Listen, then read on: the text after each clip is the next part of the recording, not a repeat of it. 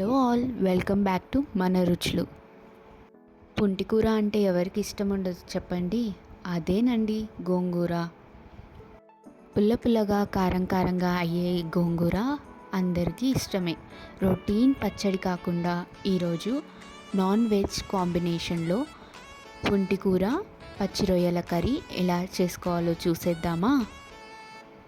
ముందుగా 1/2 కేజీ పచ్చి రొయ్యలను ఇలా నీట్గా శుభ్రంగా కడుక్కొని అందులో ఉన్న నరాన్ని కూడా తీసేసి పక్కన ఉంచుకోండి. ఇప్పుడు స్టవ్ మీద ఒక గిన్నె పెట్టుకొని అందులోకి 2 పెద్ద కట్టల గోంగూరను యాడ్ చేసుకుందాం. ఇక్కడ ఎర్ర గోంగూర మాత్రమే యూస్ చేయాలి. లోకి తరిగి పెట్టుకున్న ఉల్లిపాయలు, టమాటాలను మరియు పచ్చిమిర్చిని యాడ్ చేసుకుందాం. ఇప్పుడు ఇందులోకి 1 టేబుల్ స్పూన్ కారం మరియు 1/2 టేబుల్ స్పూన్ పసుపు యాడ్ చేసుకుందాం. ఒక చిన్న గ్లాస్ వాటర్ మరియు ఒక 2 నుంచి 3 టేబుల్ స్పూన్ల ఆయిల్ను యాడ్ చేసుకోవాలి.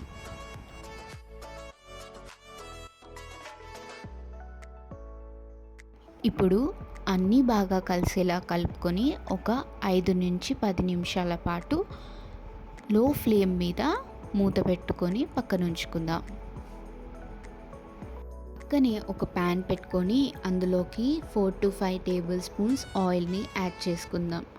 ఆయిల్ వేడెక్కిన తర్వాత ఇందులోకి సన్నగా తరిగిన ఆనియన్స్ని యాడ్ చేసుకుందాం. అలాగే పచ్చిమిర్చి ముక్కలను కూడా యాడ్ చేసుకోవాలి.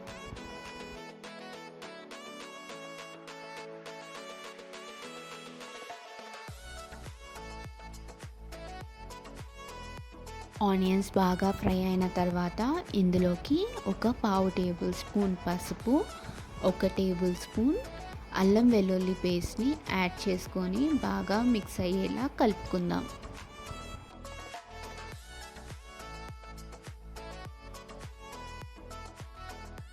అంతా బాగా ఫ్రై అయిన తర్వాత మనం ముందుగా శుభ్రం చేసుకున్న రొయ్యలను దీంట్లో వేసుకోవాలి.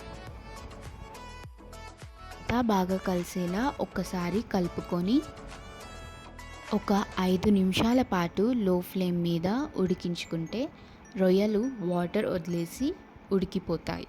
అందులోకి సన్నగా తరిగిన కొత్తిమీరను యాడ్ చేసుకుందాం. ఒక్కసారి బాగా కలుపుకొని ఇందులోకి మసాలాలను యాడ్ చేసుకుందాం. ముందుగా 1 టేబుల్ స్పూన్ కారం, తగినంత ఉప్పు, 1/4 టేబుల్ స్పూన్ ధనియాల పొడి మరియు 1/4 టేబుల్ స్పూన్ గరం మసాలా. ఇవన్నీ బాగా కలిసేలా ఒక్కసారి కలుపుకోవాలి.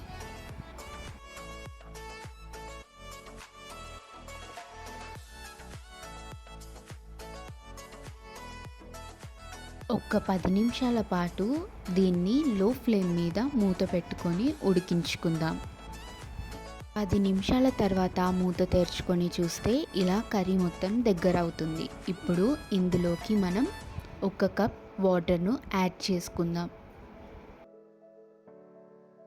ఒక్కసారి కలుపుకొని ఒక 10 నిమిషాల పాటు మళ్ళీ మూత పెట్టుకొని లో ఫ్లేమ్ మీద ఉడికించుకుందాం.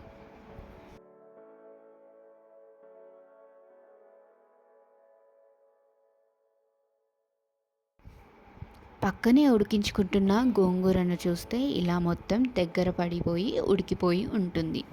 ఇందులోకి కొద్దిగా ఉప్పు యాడ్ చేసుకొని పప్పు గుత్తితో మెత్తగా రుద్దుకోవాలి.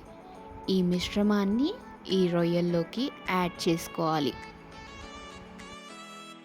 అంతా బాగా కలిసేలా ఒక్కసారి కలుపుకొని ఒక 5 నిమిషాల పాటు మూత పెట్టుకొని లో ఫ్లేమ్ మీద ఉడికించుకుందాం. ఇప్పుడు ఈ కర్రీలోకి పోపు వేసుకోవాలి.